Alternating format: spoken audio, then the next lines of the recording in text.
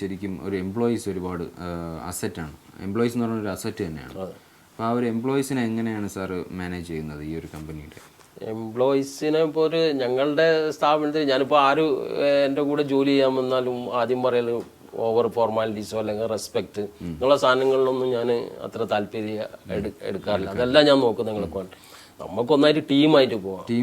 എന്ത് പറയാം ഇവിടെ ജോലി നിങ്ങളെ ഐഡിയാസ് വേണമെങ്കിൽ അത് വേണമെങ്കിൽ പറഞ്ഞിട്ട് അത് സജൻസ് പറഞ്ഞിട്ട് അത് വേണമെങ്കിൽ പ്രവർത്തിക്കാൻ ശ്രമിക്കാം. ഒരു ബോസ് എന്നുള്ള നിലയിൽ കാണണ്ട. എല്ലാവർക്കും എല്ലാം കാര്യങ്ങൾക്ക് ഫ്രീഡം ഉണ്ട് സ്വന്തമായിട്ട്. പക്ഷെ നമ്മളുടെ മെയിൻ എയിം എന്താണെന്ന് വെച്ചാൽ ബിസിനസിന്റെ സക്സസ് ലക്ഷ്യമാണ് ഉണ്ടാവണം. ഉണ്ടെങ്കിലേ എല്ലാവർക്കും ഇതേപോലുള്ള ഇനിയും 2 പേർക്ക് ജോലി കൊടുക്കണമെങ്കിൽ ഇത് വിജയിക്കണമല്ലോ. വിജയിച്ചാൽ അവരെ നിലനിൽപ്പും എന്റെ നിലനിൽപ്പും ഒക്കെ ഉണ്ടാവണമെങ്കിൽ ഇത് വിജയിക്കണം.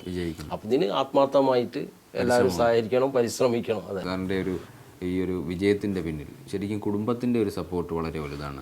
അപ്പോൾ ആ കുടുംബത്തെ കുറിച്ച് കുറച്ച് നമുക്ക് അറിഞ്ഞാൽ കൊള്ളാവുന്നുണ്ട്.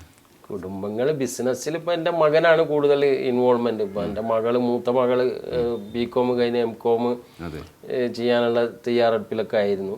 കണ്ടിന്യൂ ചെയ്യാൻ വേണ്ടിയില്ല. അവർ ഗൾഫിൽ വിവാഹം കഴിഞ്ഞതാണ്. അപ്പോൾ ഹസ്ബൻഡ് സൗദി അറേബ്യയിലാണ്, റിയാദിൽ. അപ്പോൾ ഇവിടെ ഉണ്ടാവുന്ന സമയത്തൊക്കെ അക്കൗണ്ട്സിലൊക്കെ കൊമേഴ്സ് അതിനെ കൊണ്ട് കുറെ കാര്യങ്ങളൊക്കെ നോക്കാനൊക്കെ അവള്.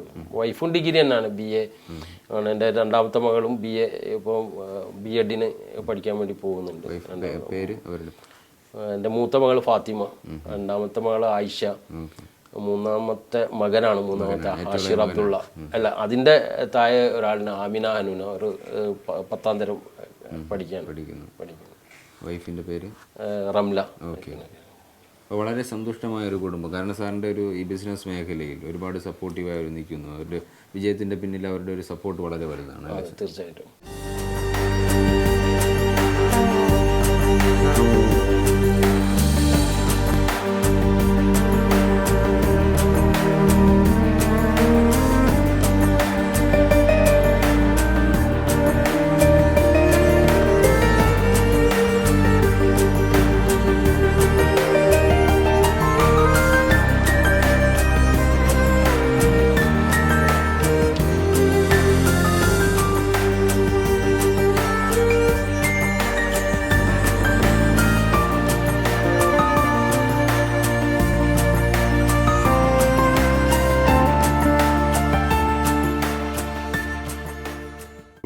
ബിൽഡക്കേഴ്സിൻ്റെ ഒരു ഭാഗത്തു നിന്ന് സാർ മാനേജിങ് ഡയറക്ടർ എന്ന നിലയ്ക്ക് വ്യൂവേഴ്സിൻ്റെ കൊടുക്കാനുള്ള മെസ്സേജ് എന്താണ് ഈ ഒരു യൂണിലോക്കിൻ്റെ ഭാഗത്തു നിന്ന്? ക്വാളിറ്റീസ് ആണ് പ്രൊവൈഡ് ചെയ്യാൻ കഴിയുന്നത്. ക്വാളിറ്റി ഞാൻ പറഞ്ഞല്ലേ ഞങ്ങളുടെ ഉദ്ദേശം തന്നെ. പിന്നെ നമ്മളിപ്പോൾ ബിൽഡിംഗ് മെറ്റീരിയൽസ് ആയാലും എന്തായാലും നമ്മളെ ജീവിതത്തിന് അല്ലെങ്കിൽ അത് പ്രകൃതിക്കല്ല നമ്മുടെ ശരീരത്തിന് ഇണങ്ങുന്ന സാധനങ്ങളായിരിക്കും. അതിനെക്കൊണ്ട് ഗുണം ഉണ്ടാവണം. ഫോർ ഹെൽത്തി ലിവിങ് ആവണം. നമ്മൾ ജീവിക്കുന്ന സ്ഥലം, നമ്മൾ താമസിക്കുന്ന സ്ഥലം, ഒരു അറ്റ്മോസ്ഫിയർ, നല്ല ഒരു തെർമൽ കംഫർട്ടൊക്കെ എല്ലാവരും ആഗ്രഹിക്കുന്നതാണ്. അപ്പോൾ നമ്മളെ അടുത്ത് കേരളത്തിൻ്റെ കാലാവസ്ഥ എങ്ങനെയാണോ അതിനനുസരിച്ചിട്ടുള്ള ഇതാണ്. അപ്പോൾ അതിനനുസരിച്ചിട്ട് എന്തൊക്കെ മെറ്റീരിയൽ അത് യൂസ് ചെയ്യണം. പല ആളുകൾക്കും പല സാധനങ്ങളും ആർട്ടിഫിഷ്യലായിട്ടുള്ള രോഗങ്ങളൊക്കെ വന്നു. പിന്നെ അല്ലെങ്കിൽ കെമിക്കൽ കാര്യങ്ങളൊക്കെ ഇപ്പോൾ കുട്ടികൾ പിടിച്ച് അത് വായിലിട്ട് അതുകൊണ്ട് രോഗങ്ങൾ. അപ്പോൾ അതിൽ നിന്നൊക്കെ മുക്തമാവാന്നുള്ളതാണ് നമ്മൾ. പിന്നെ നമ്മളെ സ്പേസ് സൗകര്യങ്ങളാണ്, നമ്മളെ സൗകര്യങ്ങളാണ്, അതൊക്കെയാണ് വേണ്ടത്. നമ്മൾ കാണുന്ന ഒരു ആറ്റിറ്റ്യൂഡ് എന്ന് പറയുന്നത് പല രാജ്യങ്ങളിലെയും ഒരു കൺസ്ട്രക്ഷൻ സ്റ്റൈൽ അല്ലെങ്കിൽ ആർക്കിടെക്ചർ സ്റ്റൈൽ ഇങ്ങോട്ട് അഡോപ്റ്റ് ചെയ്യും, അതേ രീതിയിൽ തന്നെ അഡോപ്റ്റ് ചെയ്യുന്നു.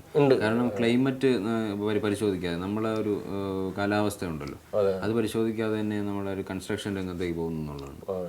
അപ്പോൾ അതിനെ സംബന്ധിച്ച് എന്താണ്? അതിപ്പോൾ കുറേ ആളുകൾ വെസ്റ്റേൺ സ്റ്റൈലിലോ യൂറോപ്യൻ സ്റ്റൈൽ എന്ന് പറഞ്ഞിട്ട് ബിൽഡിംഗ് ഡിസൈൻ ചെയ്യുന്നതും അതിനനുസരിച്ചുള്ള മെറ്റീരിയലൊക്കെ ചെയ്യുന്നത്. അപ്പോൾ ഞങ്ങൾക്കിപ്പോൾ യൂറോപ്യൻ ഇറ്റാലിയൻ സ്റ്റൈലിലൊക്കെ ഇപ്പോൾ ഇറ്റാലിയൻ മാർബിൾ ഇവിടെ ഇഷ്ടംപോലെ ചിലവാകുന്നുണ്ട്. അപ്പോൾ ഇമ്പോർട്ട് ചെയ്യുന്ന കുറേ മാർബിൾ കാര്യങ്ങളൊക്കെ വിറ്റയക്കുന്നുണ്ടല്ലോ. അപ്പോൾ അതൊക്കെ ആളുകളെ ചോയ്സിനനുസരിച്ചിട്ട് തന്നെയാണല്ലോ കൊണ്ടുവരുന്നത്. ഇനിയിപ്പോൾ ആളുകളെ ചോയ്സിനനുസരിച്ചിട്ട് അല്ലെങ്കിൽ ഈ സാധനങ്ങൾ കൊണ്ടുവന്നിട്ട് മാർക്കറ്റ് ചെയ്യാൻ കഴിവുള്ളവന് അതും ഇതൊക്കെ പറഞ്ഞിട്ടൊക്കെ മാർക്കറ്റ് ചെയ്യാനും പറ്റും. ആളുകളെ തെറ്റിദ്ധരിപ്പിക്കാനും അതൊരു ബിസിനസ് തന്ത്രങ്ങളാണ്. ഞങ്ങളത് ശരിക്കും പ്രൂവ് ചെയ്ത് കൊടുക്കുകയാണ് ഇതിൻ്റെ ക്വാളിറ്റി, ഇതിൻ്റെ ഗുണങ്ങൾ എന്താണെന്നുള്ളത്.